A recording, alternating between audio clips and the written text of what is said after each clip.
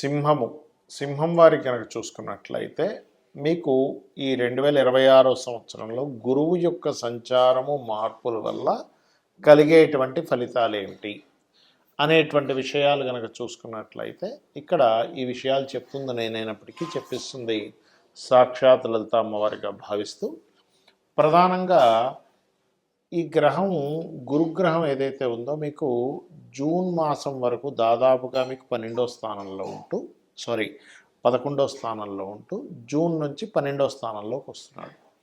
అంటే ఏకాదశంలో ఉంటాడు మే వరకు, మే తర్వాత నుంచి ద్వాదశంలోకి వస్తాడు. దీనివల్ల ఈసారి గురువు 2 రకాల ఫలితాలు ఇస్తుంటాడు, ఎప్పుడు మంచి చేయడానికి కాకుండా.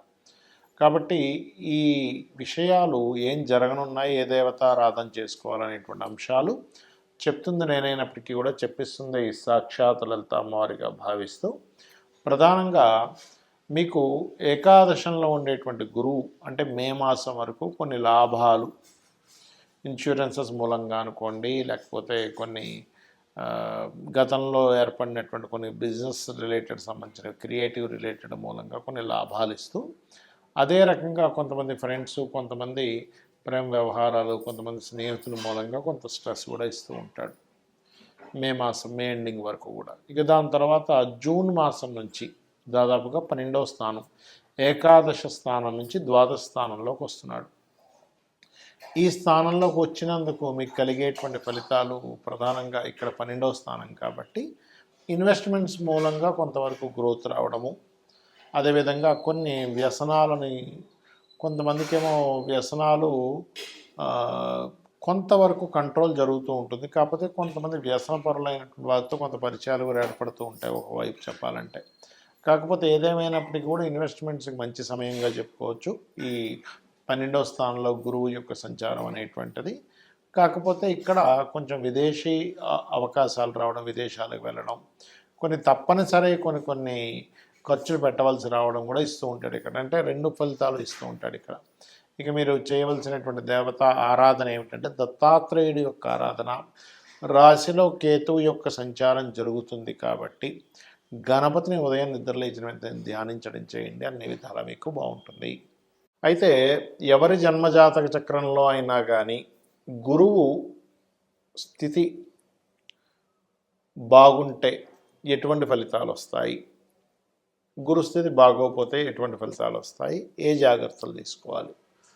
గురుగ్రహాన్ని మనకి జ్యోతిష్ శాస్త్రంలో కానీ, నాడీ జ్యోతిష్ శాస్త్రంలో కానీ, నాడీ శాస్త్రాల్లో కానీ జీవుడుగాను చెప్పారు.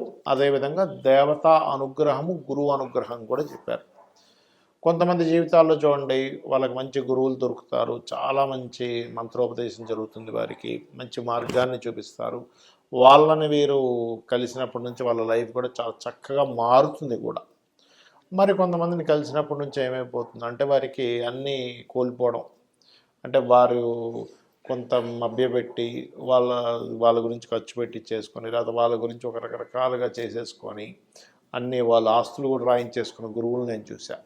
అలా జరుగుతుంది. ఎందుకు కారణం ఏమిటంటే మన యొక్క జన్మజాతకంలో జూపిటర్ స్థితి బాగోకపోతే ఇక్కడ 2 విషయాలు, మంచి గురువు దొరకకపోవడము జరుగుతుంది, మంచి గురువు దొరికినా మనం తిరస్కరించడం జరుగుతుంది జూపిటర్ కనుక బాగోకపోతే. ఇది బాగా అర్థం చేసుకోండి. మంచి గురువు దొరికాడు కానీ మీకు ఆయనలో 100 మంచి గుణాలు ఉన్న ఒక్క నెగిటివ్ పాయింట్ పట్టుకుని అమ్మో ఈయన దగ్గర ఈ నెగిటివ్ ఉందని బయటకు వచ్చేస్తాం తెలియకుండా. అది ఎందుకంటే మీకు అది ఆ సమయంలో ఆ గ్రహము, ఆ యొక్క దేవత మీ యొక్క సమయము ఆ రకంగా మీకు కనబడేలా చేస్తుంది.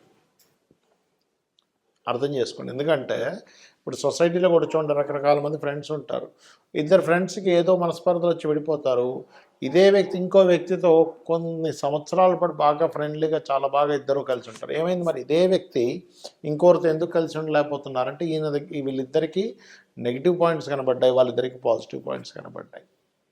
అయితే మీ జన్మజాతకంలో కనుక గురువు బాగా పాపకత్తిరిలో ఉన్నాడు అనుకోండి, అంటే శని రాహులతోని లేకపోతే పాపగ్రహ నీచబడ్డ గ్రహాలతోని ఉన్నప్పుడు మీరు పూర్వజన్మల్లో గురువుకి ఏదో ఇబ్బంది పెట్టారు. అంటే ఏంటి, గురువులు అంటే ఎవరు? మీకు గురువు అనే ఆ యొక్క గురువు అనేటువంటి శబ్దానికి ముఖ్యంగా ఆ వాక్యానికి ఆ యొక్క దీనికి ఉన్నటువంటి అర్థం ఏమిటంటే మనల్ని అజ్ఞానం నుంచి జ్ఞానం వైపు నడిపించేవాడు గురువు, అంధకారం నుంచి బయటికి తీసుకొచ్చేవాడు గురువు. అంటే అంధకారం అంటే ఏమిటి? మనకు కొన్ని అంధవిశ్వాసాలు ఉంటాయి, మనం ఇది కొన్ని సంశయాలు ఉంటాయి, లేకపోతే మనకు కొన్ని ధర్మ సందేహాలు ఉంటాయి, లేకపోతే మనకి ఒక మంత్రాన్ని ఇచ్చి దైవం వైపు నడిపించేవాడు, ఆధ్యాత్మికం వైపు నడిపించేవాళ్ళు, అదేవిధంగా ధర్మబద్ధంగా ఎలా బ్రతకాలని చెప్పేవాళ్ళు గురువులు కదా. అతనికి ఎన్ని అలవాట్లైనా ఉండొచ్చు, గురువుకి మందు తాగడం అలవాటు ఉండొచ్చు, లేకపోతే ఇంకోటి అలవాటు ఉండొచ్చు, కానీ ఆయన ఏం చెప్తున్నాడు అనేది ముఖ్యం ఇక్కడ. అంతేగాని ఏమండి మనకు అన్నీ చెప్తున్నాడు కానండి ఆయన రోజు సాయంత్రం పూట పట్టుకొని వెళ్ళిపోయి ఆయన ఏదో శుభ్రంగా మందు తాగేస్తున్నాడు, ఇది కాదు మనం అర్థం చేసుకోవాల్సి. ఎందుకంటే వాళ్ళ అలవాట్లు వేరు, వాళ్ళు దైవం పట్ల ధర్మం పట్ల ఎలా ఉన్నారు అనేది ముఖ్యం. ధర్మంగా ఉండాలని చెప్తుంది శాస్త్రం. అయితే ఇక్కడ ఎవరికైనా మీ జన్మజాతకంలో జూపిటర్ గ్రహం గనక పాడైనట్లయితే దైవానుగ్రహం కూడా లోపిస్తుంది. గురువు అనుగ్రహం లేకపోతే దైవానుగ్రహం కూడా ఉండదు అని చెప్తూ ఉంటారు శాస్త్రంలో. అప్పుడు దైవానుగ్రహం పెంచుకోవడం కోసం మీ జన్మజాతకంలో 9వ అధిపతి మరియు గురువు వీరిద్దరూ ఎక్కడున్నారు, ఎలా ఉన్నారు అనేటువంటి చూడాలి, గుర్తుపెట్టుకోండి. 9వ అధిపతి గురువు. ఇక రెండవ విషయం ఏమిటి అంటే ఇక్కడ ఈ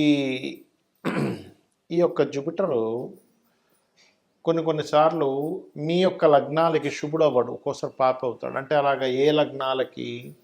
మకర లగ్నానికి, కుంభ లగ్నానికి, అదేవిధంగా మిథునానికి, మరియు కన్యకి, వృషభానికి, తులకి, ఈ లగ్నాలకి గురువు శుభుడు అవ్వడు, పాప అవుతాడు.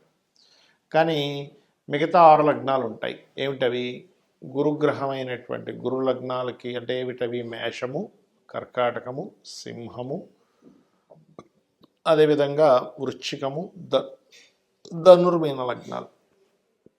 ఈ లగ్నాలకు గురువు శుభుడై మంచి పొజిషన్లో ఉంటే ఏమవుతుంటుందంటే వీళ్ళకి గురువు మంచి పొజిషన్లో ఉన్నందుకు మీకు కలిగేటువంటి ఫలితాలు చాలా అద్భుతంగా ఉంటుంది. అంటే మంచి మంత్రం తొందరగా సిద్ధించడము, మంచి గురువులు మీకు పరిచయం అవ్వడం, గురువు ద్వారా మీకు కలిసి రావడం, తక్కువ ఖర్చు పెట్టి. ఇప్పుడు అందరికీ అదే గురువు, అందరికీ మీ అందరూ మీ పూజ చేసుకోవాలి, హోమం చేయాలంటే ఇన్ని వేలు ఖర్చు పెట్టండి అంటే ఆయన దగ్గరికి వెళ్ళేసరికి నీకు ఎందుకు డబ్బులు రా, వచ్చేసే నీకు ఫ్రీగా చేస్తా అంటాడు.